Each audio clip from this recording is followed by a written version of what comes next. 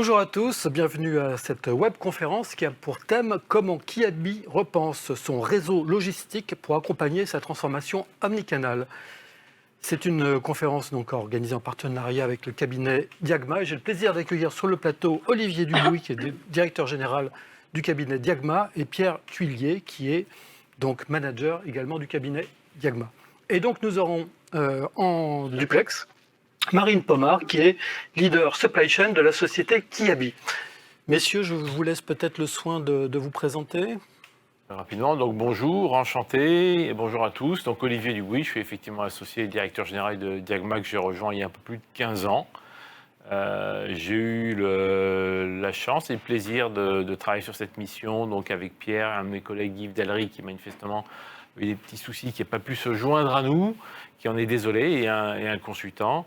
Et pour ce qui me concerne, j'interviens beaucoup dans le secteur de l'équipement de la personne, de l'habillement et du luxe. Donc c'est à ce titre-là que j'ai un peu supervisé les travaux qu'on a menés chez Kiabi. Oui, bonjour Jean-Philippe, bonjour à tous. Pierre Thuillier, je suis manager chez Diagma où je suis arrivé il y a 8 ans maintenant. Sur cette mission Kiabi, j'ai joué le rôle de chef de projet. Je suis spécialisé des réseaux logistiques au sein de Diagma et c'est pour ça que j'ai été chef de projet sur cette mission. Merci.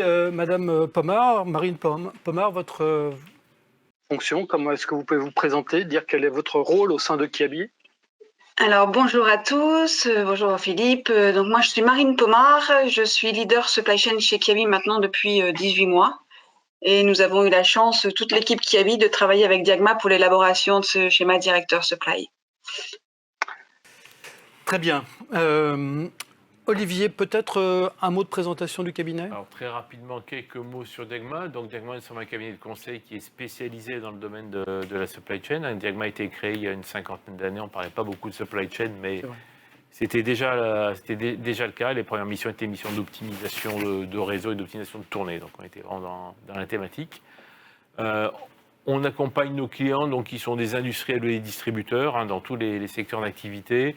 On va dire sur trois grands types de missions. Des missions à caractère stratégique, on va en parler d'une ici. Donc, là, l'objectif est de définir les stratégies de la supply chain et des réseaux de distribution, ce qu'on appelle le network design. Ensuite, on a deux thématiques plus à dire opérationnelles. Une qu'on appelle le pilotage de la supply chain. Donc là, l'objectif, c'est d'aider nos clients à répondre à comment faire pour avoir le meilleur taux de service au meilleur prix, avec le moins de cash possible. Donc là, on va travailler sur les parties plutôt SNOP, prévision, planification, approvisionnement. Et puis une partie plus liée à l'optimisation des opérations physiques. Donc ça concerne aussi bien la logistique que le transport. Comment effectuer cette opération de manière la plus efficace possible, que ce soit en interne, en externe, avec les bons outils.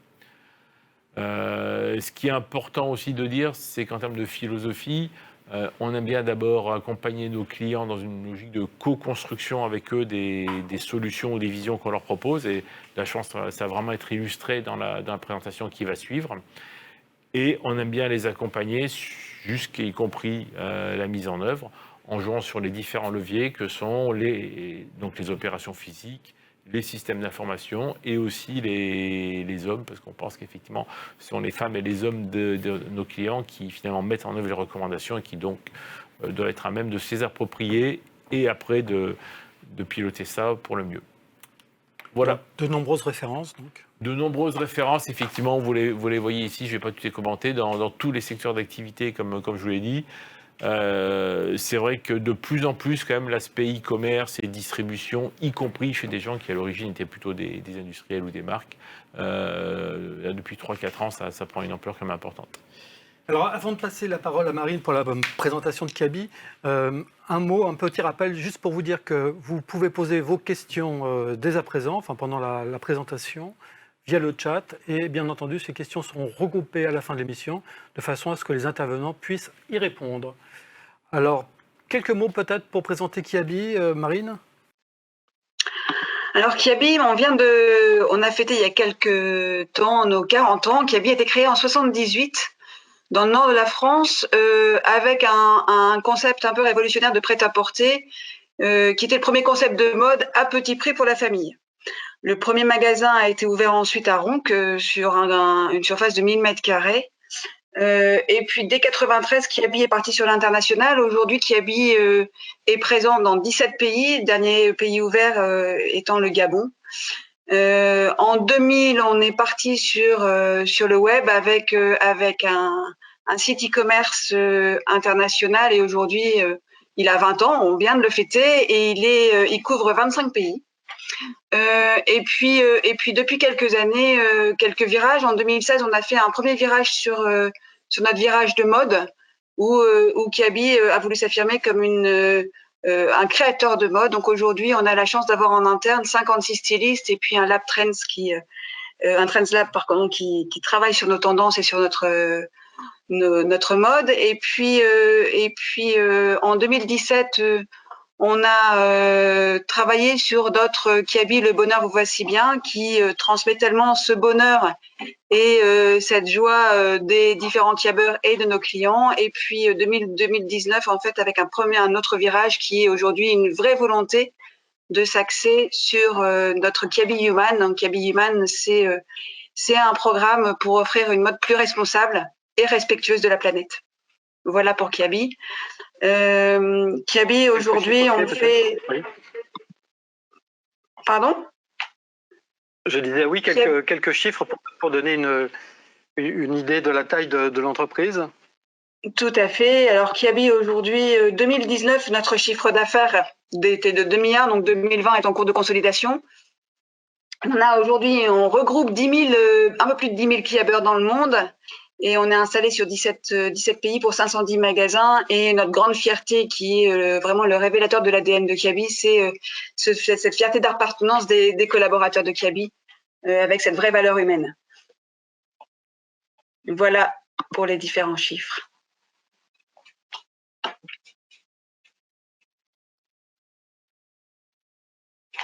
Oui, alors l'expérience shopping émotionnelle, c'est également une des baselines du groupe. Alors tout à fait. Aujourd'hui, on travaille beaucoup en fait, notre point d'entrée est vraiment notre client, et l'idée c'est comment faire et comment travailler pour que notre client vive une expérience sans couture et une expérience agréable dans nos différents concepts, que ce soit à la fois sur le site et en magasin, que cette expérience soit absolument équivalente et qu'il y ait des relations particulières avec nos conseillères de vente.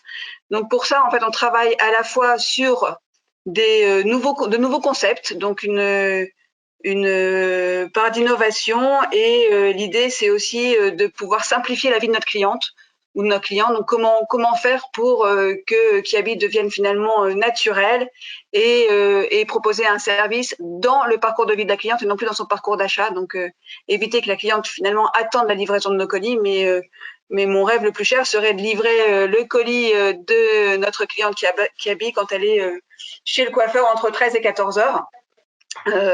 Voilà, donc l'idée c'était vraiment ça, c'était vraiment une entrée avec ce customer centric au cœur. Alors vous avez une spécificité aussi qui est votre business modèle circulaire. Vous pouvez nous en dire un mot peut-être ? Tout à fait. Alors avec le Kiabi Human aujourd'hui, et avec cette volonté d'être acteur pour la planète dans une industrie qui est finalement une des industries polluantes, l'idée c'est de pouvoir travailler sur des nouveaux concepts de la mode circulaire. Donc on vient d'ouvrir nos corners seconde main. Aujourd'hui on a 21 nouveaux corners qui sont prévus dans des magasins aussi bien en France qu'à l'international.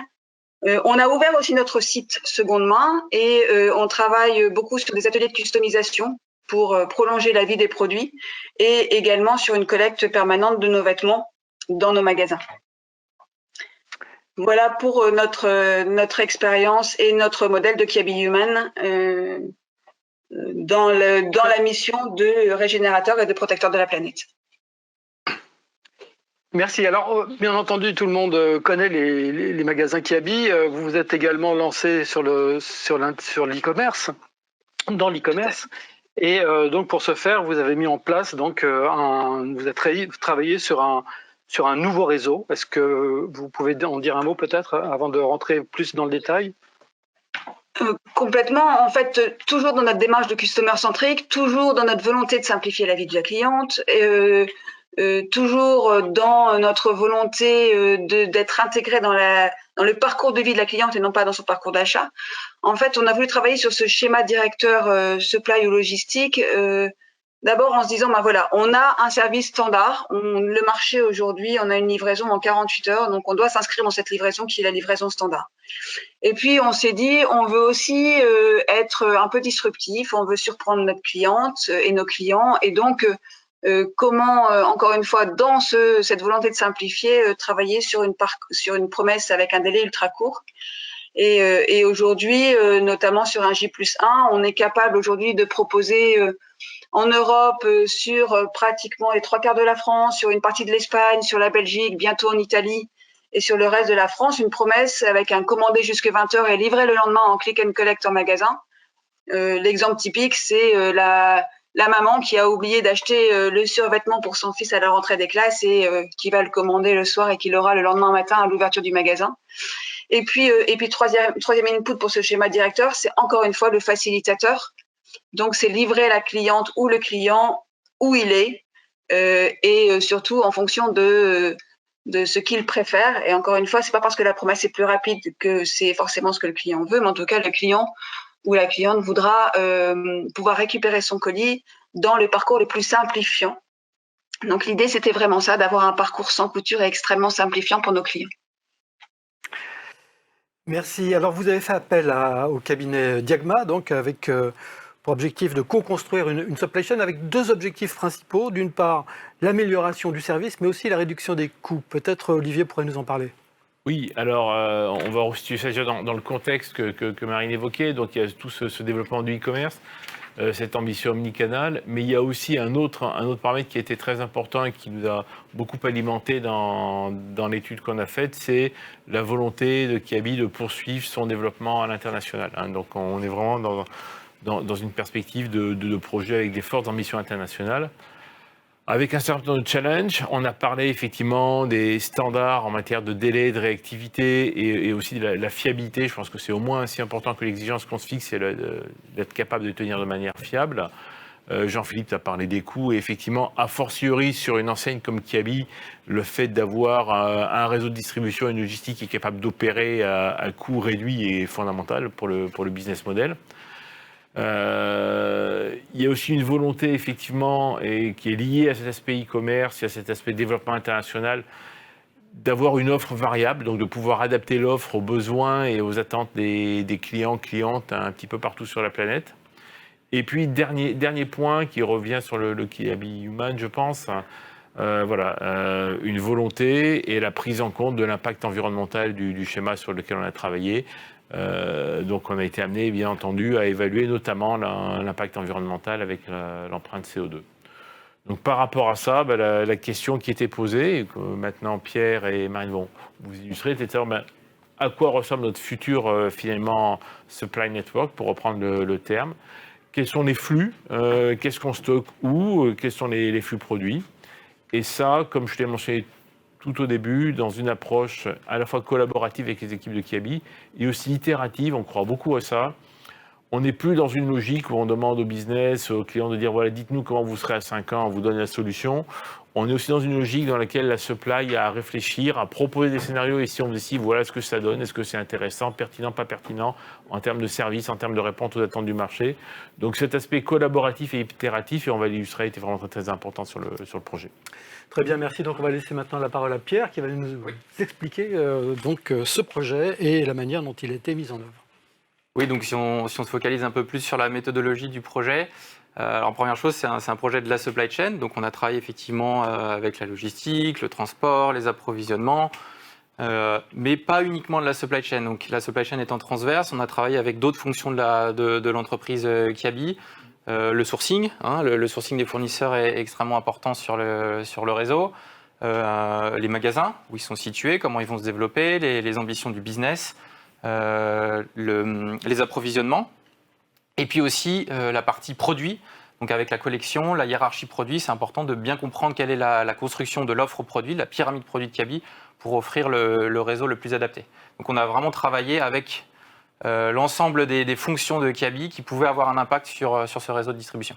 Ça, cette transversalité, c'est vraiment quelque chose de fondamental, je pense. Vraiment faire collaborer les autres fonctions autour d'un projet supply. C'est clé pour la réussite de ce projet et on va l'illustrer juste après. On a vraiment essayé d'impliquer tout le monde, notamment à travers deux journées de hackathon qui ont été assez importantes. On va le voir juste après. Plusieurs étapes pour construire ce projet? Oui, donc un projet de ce type, c'est environ 5 mois et c'est divisé en 3 étapes. Alors la première étape, c'est illustré en rose ici sur le schéma, c'est vraiment l'analyse des flux actuels. Donc quels sont les flux, les coûts. On a été aussi faire des visites de sites pour bien comprendre comment fonctionne aujourd'hui la logistique de Kiabi. Et puis ensuite, il faut se projeter. Le réseau logistique, il n'est pas pour tout de suite, il est pour 5 à 10 ans. Donc il faut travailler avec le business sur des hypothèses. Alors ce n'est pas toujours facile, mais surtout dans le contexte qu'on connaît. Mais on a essayé de travailler sur des hypothèses business. Et puis on a amené également du benchmark à Kiabi pour ouvrir un peu le champ des possibles. Donc ça, c'est la première partie.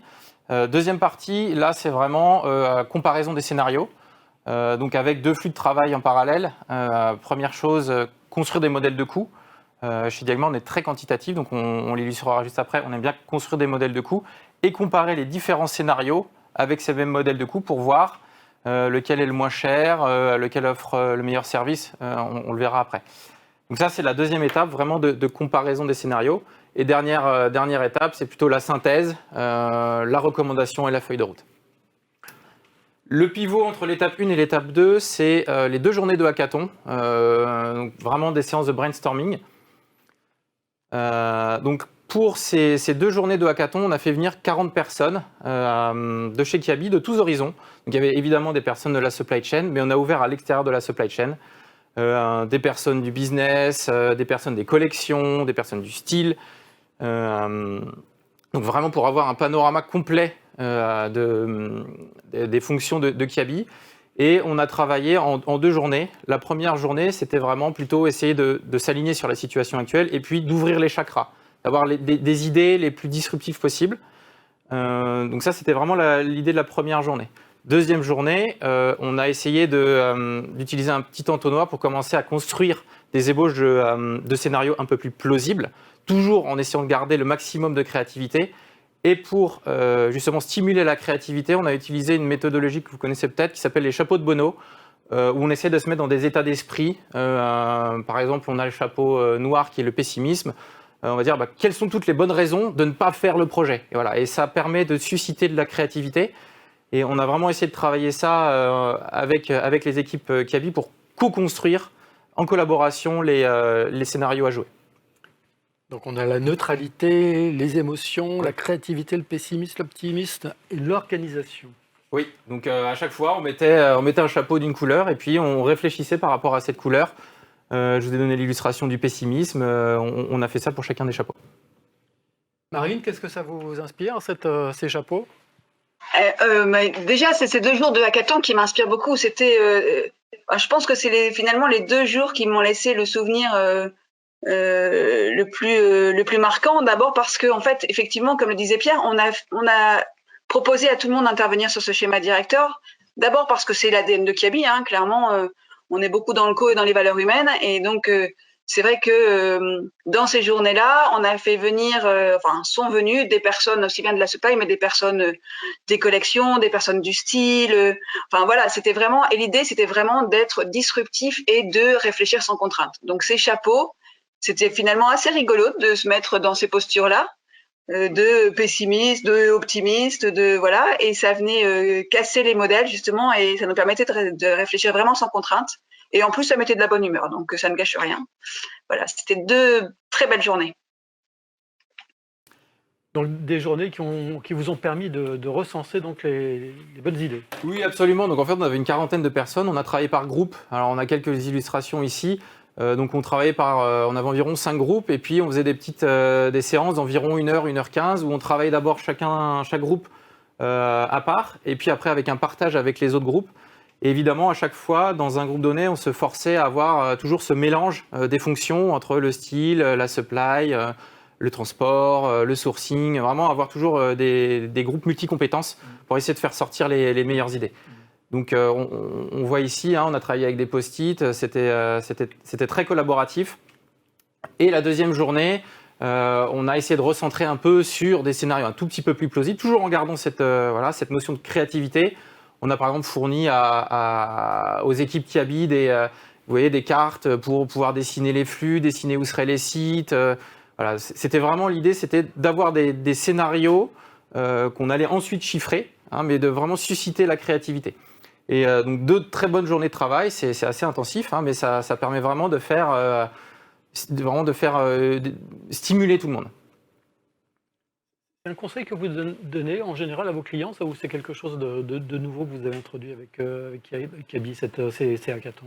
Alors c'est quelque chose qu'on a déjà fait, c'est quelque chose qu'on fait de manière assez récente, mais qu'on a déjà fait pour d'autres clients. Et on a remarqué que ça permettait déjà de susciter de bonnes idées, de la créativité, mais aussi de commencer à faire l'adhésion au changement. C'est-à-dire que dès le départ du projet, on fait intervenir tous les acteurs de chez Kiabi, et donc pour la suite, c'est plus simple pour faire adhérer au changement. Donc c'est vraiment très important de faire venir tout le monde dès le départ. Donc si je résume, dans un premier temps, vous faites ressortir des idées. Dans un deuxième temps, vous matérialisez les scénarios. Enfin, il y a plusieurs scénarios qui sont possibles. Et après, donc, vous creusez, disons, les pistes les plus intéressantes, c'est ça?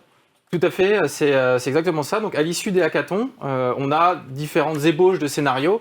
Et ensuite, le travail de Diagma avec l'équipe projet Kiabi, c'est d'approfondir ces scénarios, de les formaliser, voire même d'aller vers des scénarios extrêmes. On le voit illustré ici. Alors, pour ne pas trahir les secrets, on a caché un petit peu certaines choses, mais on avait des scénarios qui étaient vraiment issus directement des hackathons.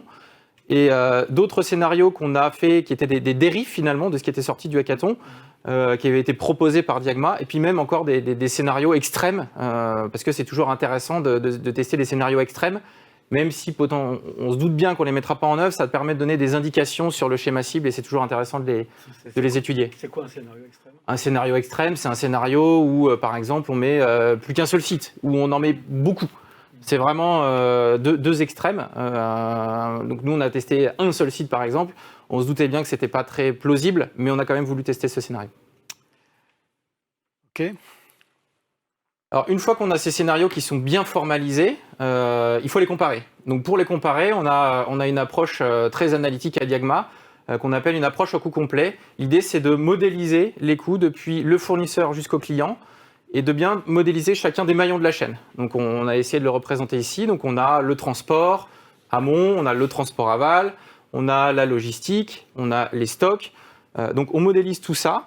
On travaille évidemment avec les spécialistes côté Kiabi pour bien affiner les paramètres. Nous, on amène nos modèles, mais il faut les paramétrer et bien les adapter à Kiabi pour avoir un modèle sur mesure.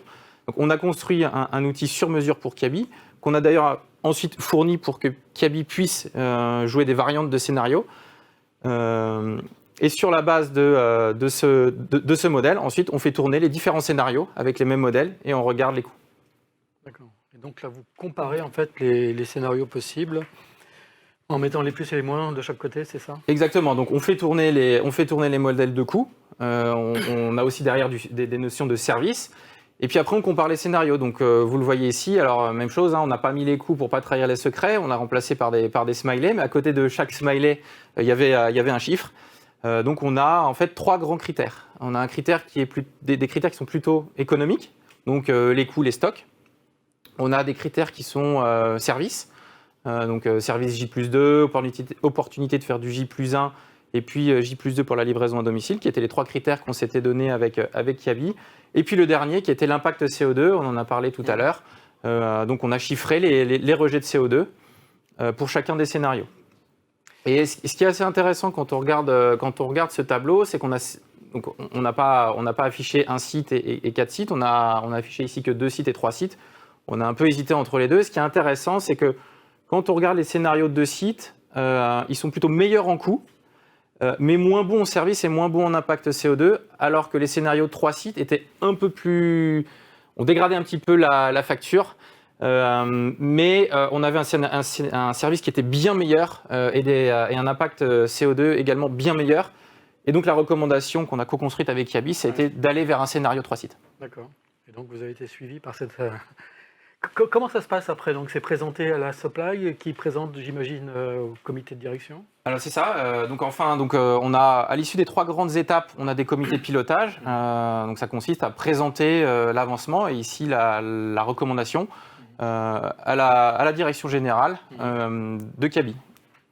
Donc c'est le groupe projet constitué de Kiabi et de Diagma qui présente à la direction générale de Kiabi. C'est pas le projet Diagma, c'est le projet co-construit par les équipes Kiabi et Diagma. Pour se situer dans le temps, c'était il y a combien de temps, ça? On a présenté fin avril, début mai, donc en pleine crise Covid. Ça a été un petit peu chamboulé effectivement par la crise du Covid, mais donc on a fait ça en visio. Les premiers comités de pilotage ont été faits en physique, et puis dès qu'on a été confiné, on a fait ça en visio. Donc j'imagine qu'il y a déjà un certain retour d'expérience qu'on pourra analyser tout à l'heure. Ouais. Quels sont les facteurs, les clés de succès, Olivier, pour réussir un projet de cette ampleur? Bon, on peut dire qu'il y en a beaucoup, mais on a essayé d'en faire ressortir 3. Le premier, on vient d'en parler juste avant, c'est l'implication de la DG.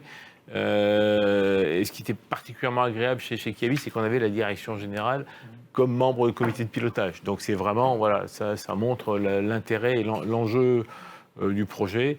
Et ça donne d'une part une capacité de mobilisation des équipes qui est importante, tout le monde suit, puis encore une fois, ça montre l'adhésion au projet. Donc ça, c'est très important. Le deuxième, on en a parlé tout au long, c'est vraiment cette co-construction. Nous, on peut amener beaucoup de choses, de l'expertise, de la modélisation, du benchmark. Mais chacun de nos clients a aussi une culture, des points de vue, des axes à privilégier. Et c'est cette alchimie qui fait au bout du compte qu'une recommandation va être une bonne recommandation. On peut très bien avoir des recommandations qui, sur le papier, sont les meilleures, entre guillemets, d'un pur point de vue de consultant qui modélise et qui ne sont pas forcément les mieux adaptés à la réalité d'entreprise. Donc cet aspect de co-construction est fondamental.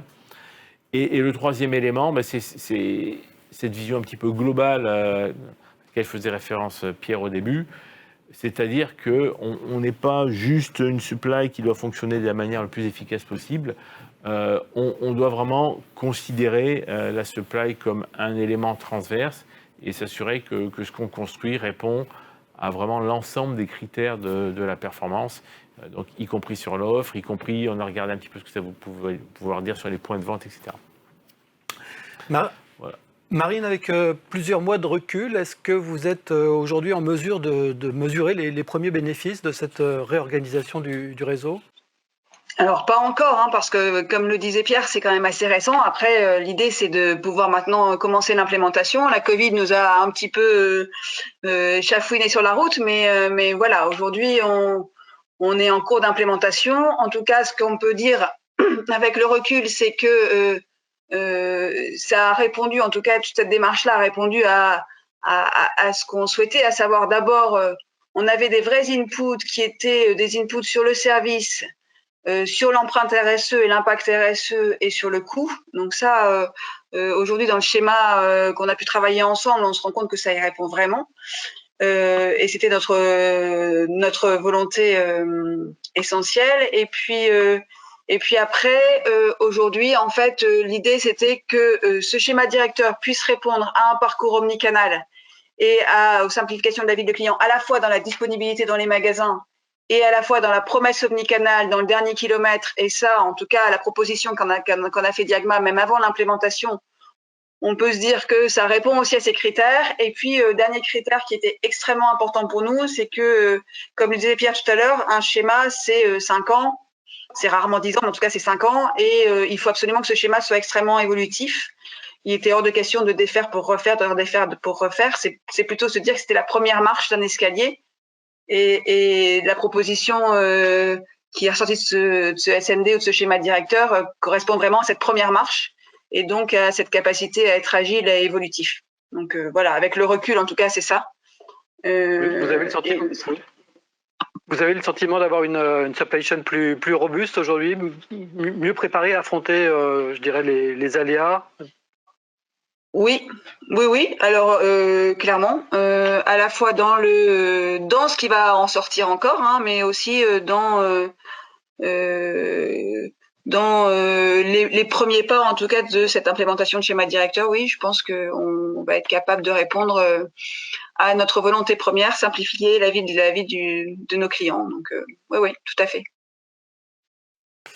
Eh bien, merci beaucoup pour toutes ces explications qui allient à la fois, disons, des performances économiques, d'amélioration de services et également avec une vision écologique dans ces différentes approches et ces différents scénarios qui ont été comparés pour opter finalement pour le meilleur. J'imagine que nous avons beaucoup de questions. Je me tourne maintenant vers Hervé qui me fait signe qu'effectivement nous avons des questions.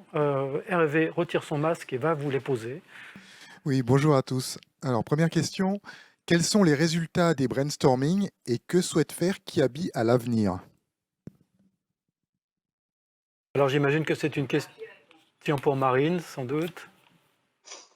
Vous avez bien entendu la question, vous voulez qu'on la reformule peut-être? Oui, je veux bien. Vas-y. Alors, quels sont les résultats des brainstorming? Donc, je pense que ça fait référence au hackathon. Et que souhaite faire Kiabi à l'avenir?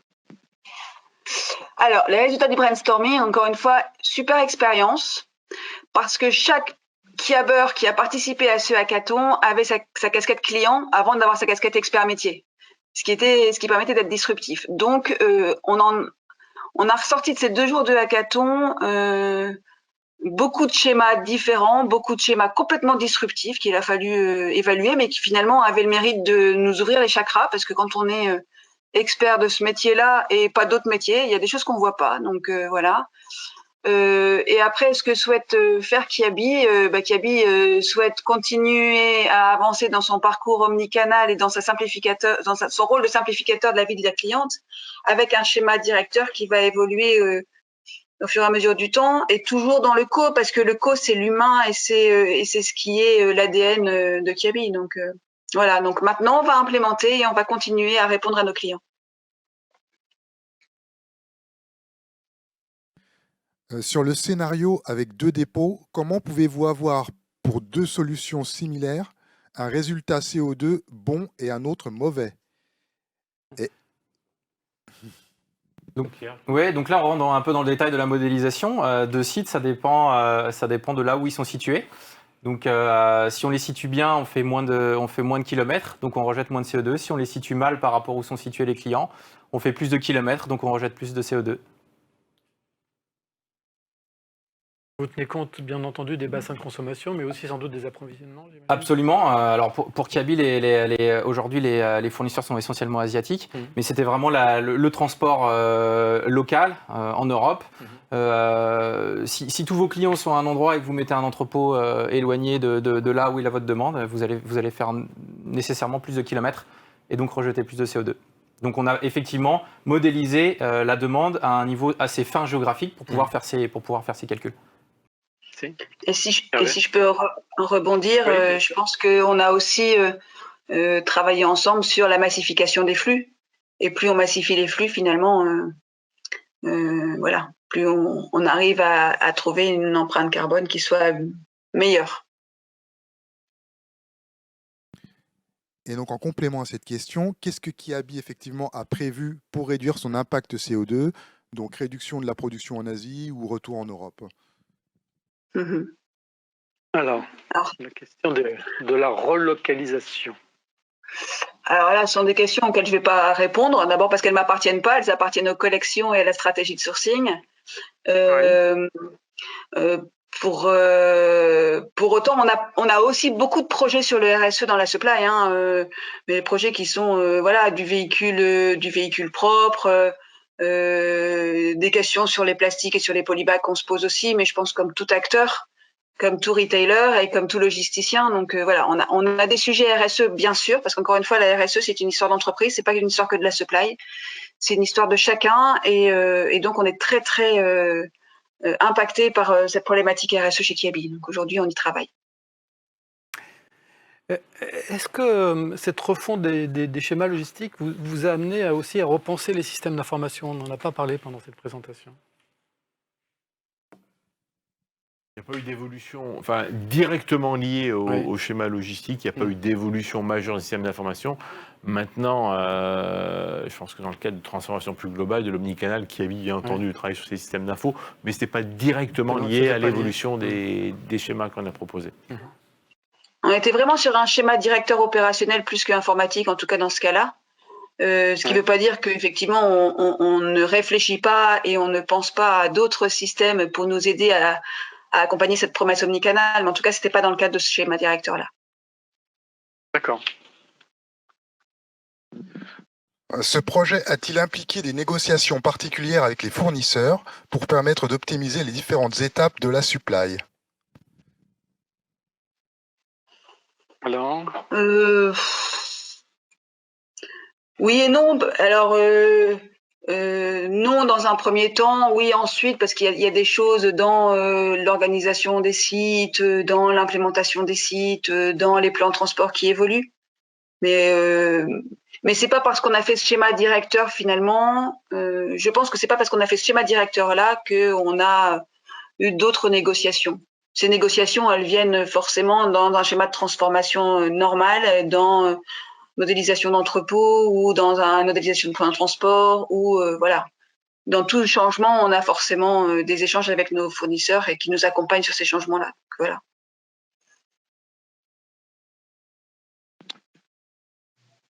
Qu'est-ce qui va fondamentalement changer dans l'organisation logistique de Kiabi suite à cette étude?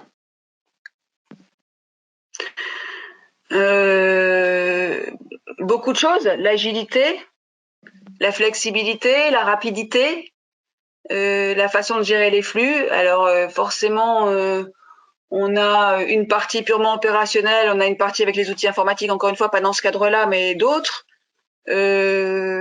Beaucoup de choses ont changé déjà, parce que forcément, quand on réfléchit client et qu'on pense client et qu'on vit client, dans son parcours de vie, il y a plein de choses qui changent dans notre gestion des flux, du début à la fin de la chaîne, en fait, j'ai envie de dire. Et en plus, avec cette forte préoccupation sur le RSE qui vient aussi chambouler d'autres choses. Donc, voilà, la gestion des flux a complètement évolué et s'est accélérée fortement. Est-ce qu'à un moment donné est venue la question des flux tirés par la demande, enfin la question du DDR-MRP? Est-ce que c'est quelque chose qui a été évoqué avec des buffers positionnés à certains endroits, justement pour peut-être augmenter la réactivité et la disponibilité? La question qui est venue, encore une fois, c'est quels sont les flux produits, donc qu'est-ce qu'on stocke où, comment, mais pas la manière même de piloter ces stocks. Là, je pense que c'est quelque chose qui vient après. Par contre, indirectement, on a quand même été amené à dimensionner des stocks et des niveaux de stock pour dimensionner des sites, aussi pour évaluer l'impact financier, aussi bien en cash qu'en obsolescence de ces stocks. On n'est pas rentré dans le détail de la manière dont ils allaient être pilotés. Ça sera les prochaines étapes pour Kiabi. C'est plutôt effectivement les prochaines étapes dans l'implémentation au niveau tactique qu'on se pose ces questions-là. Nous, on était plutôt sur un horizon stratégique et comme disait Olivier, effectivement, on a besoin d'éléments pour chiffrer, mais on va pas au-delà à ce stade. D'accord. Et on est vraiment resté sur le pourquoi et sur le quoi. On n'est pas rentré dans le comment, encore moins dans le comment des systèmes. Avec pour autant, même si on n'est pas rentré dans le comment, avec pour autant une vraie réflexion et sur le comment mettre le bon produit à côté du bon client dans un parcours omnicanal. D'accord. Hervé ? Comment pensez-vous dans ce projet l'impact de la période Covid et l'importance grandissante du e-commerce? Quels impacts sur votre supply chain? C'est vrai que je le disais en introduction, mais la Covid nous a chamboulés. Pour autant, la Covid nous a fait gagner un temps fou, je pense, dans le change de la supply.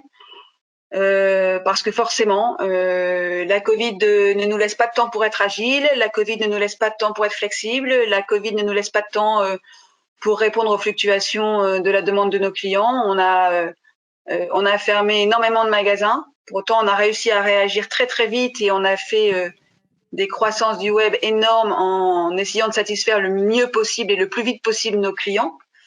Donc en fait, la Covid nous a imposé un certain change qu'on avait de toute façon en tête, qu'on avait imaginé de faire, mais je pense qu'il nous a fait gagner finalement un peu de temps, voire beaucoup de temps. Et aujourd'hui, l'idée, c'est de vraiment continuer à travailler tout en gardant ce qu'on a pu acquérir là pendant toute cette année 2020 dans l'agilité, dans la flexibilité et dans ce fameux client qu'on doit absolument satisfaire. Pour rebondir juste sur ce que disait Marine, je pense, si j'ai bonne mémoire, d'ailleurs, vers la fin de la mission, on a été amené à refaire des scénarios avec des hypothèses de développement de e-commerce plus rapide que ce qu'on avait et plus importante que ce qu'on avait originellement.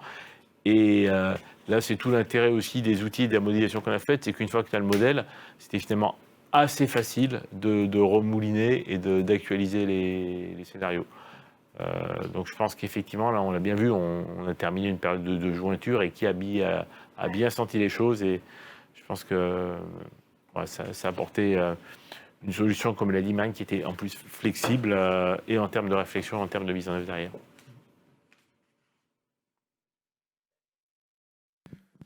Qu'est-ce qui est novateur dans ce projet par rapport à d'autres projets d'études? Ce qui est novateur, je pense, puis je serai Marie si elle veut compléter. Je pense que la partie innovatrice, c'est quand même, on a beaucoup insisté dessus. La méthode, on l'a, c'est des méthodologies qu'on a classiquement chez Diagma. Enfin, je veux dire, c'est de ce point de vue-là pas très innovant, en tout cas pour ce qui nous concerne. La partie innovatrice, c'est vraiment cet aspect de hackathon. On a l'habitude de co-construire, de travailler avec des clients, rarement quand même impliquer une quarantaine de personnes de manière aussi large, avec une ouverture de scénario. Il y a des gens qui, encore une fois, ne sont pas du tout de la supply, qui disent mais si vous positionnez un entrepôt là et un machin là, alors que ce n'est pas du tout leur métier. On a l'habitude de travailler avec des représentants des fonctions, mais ce périmètre aussi large de personnes impliquées dans le cœur du projet et pas simplement au début et à la fin pour présenter le projet puis éventuellement réagir par rapport à des conclusions, je pense que c'est quand même assez novateur.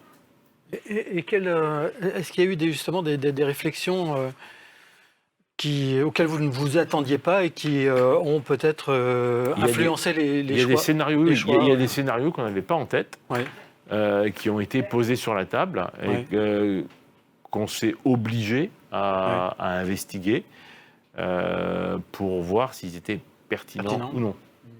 Pour voir s'ils étaient pertinents ou non, et dans quel cas ils étaient pertinents en fait.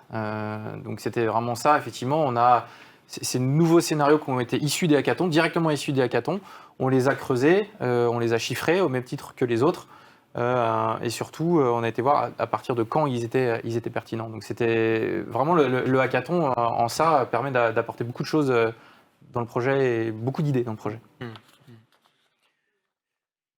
Vous vouliez compléter, oui. Bah, rapidement, mais effectivement, moi, pour avoir déjà fait des schémas directeurs dans d'autres moments de ma vie, celui-là avait effectivement ce côté-là de novateur, c'est ce et le fait que chacun ait sa casquette client et finalement réfléchit sans contrainte. Quand on est expert de ce métier-là, on réfléchit un peu avec des contraintes parce qu'on se dit bah non, ça c'est pas possible, etc. Et finalement là, ils sont venus un peu disrupter le modèle, donc c'était vraiment bien.